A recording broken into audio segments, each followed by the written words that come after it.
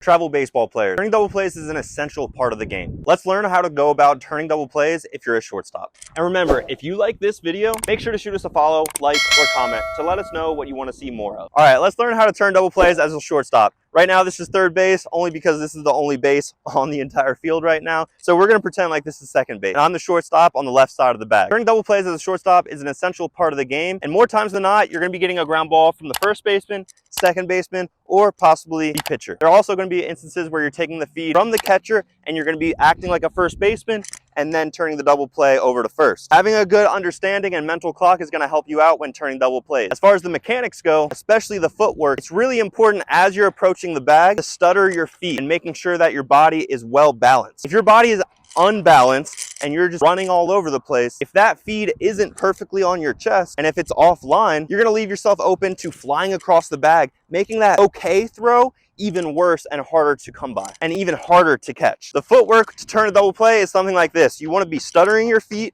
and as you see the throw, you want to step directly towards the throw. So obviously, if the throw is towards the outfield, you're going to be stepping this way. If the throw is this way, maybe it's going to be important for you to change up your footwork and possibly work inside the bag. That's more feeds from first base. If you're taking a normal feed from second base, probably 99% of the time, you're going to be stuttering your feet, stepping towards the throw, you're going to be catching it, and then you're going to be dragging your foot, scraping the outside part of the bag. Why do you do this? Obviously, you want to be able to clear the runner's path, which is going to be right here, and we want to get out of their way. We don't want to be running right into the sliding base runner. We're stuttering our feet, stepping towards our throw with our left foot, making sure we're in a well-balanced position, scraping that bag, and replacing our feet. From right here, we should be able to make a solid toss over to first base from that one stutter position, ready to go. See how I went right left? That gives me a good opportunity to make sure I'm balanced and I'm able to make a strong, accurate throw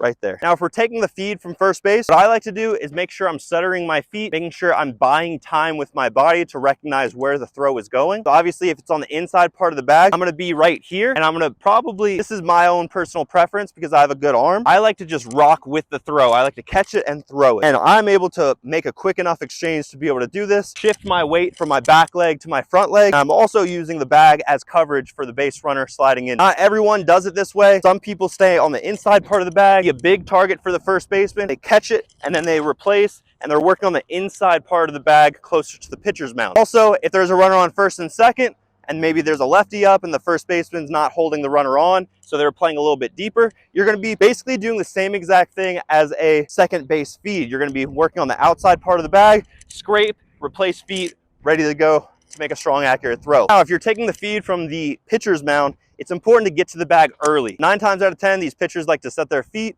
and they're not always the best at doing so. Once you get to the bag, I like to put my left foot on the bag. That way I'm able to step with my right foot, and then I'm able to catch it, throw it to first base, making a strong, accurate throw. There's some times where I'm not able to get to the bag early. So if I'm not able to get to the bag early, I'm stuttering, I'm making sure I'm balanced, and once I recognize the throw, I do the same thing where I'm working on the outside of the bag. That way I have a clear lane to throw to first base. There's actually 2 instances that I want to discuss real quick with you guys right now, and that's when you're late to the bag. So let's say that there's a righty up, a big pull guy, and you're working in the 5-6 hole far away from the bag. So if you're getting to the bag late, it's a good idea to practice this method, but I've honestly never used it into a game where the feed is already being thrown and basically you catch it, replace your feet, and making sure your left foot is on the bag as you're throwing it. Like I said, guys, this is an advanced technique for when you're really late to the bag. 9 times out of 10, probably 99 times out of 100, you're never gonna have to use this one. I personally have never used this one. The next one is when you're flying across the bag, when you're late to the bag, and you don't feel too comfortable with that one because honestly, it's a little bit unique, but where you're coming across,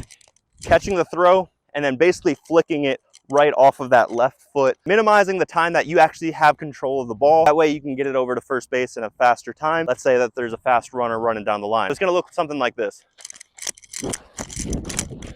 Now, to just summarize what a simple technique looks like, this is what a normal textbook 4-6-3 double play should look like. As you're stuttering the feet, and then you're throwing, you're ready to go. Now you have a better concept of turning double plays quickly and easily as a shortstop. If you want to take your game to the next level, visit the Mendoza Baseball Academy, where we have some awesome training resources for aspiring ball players.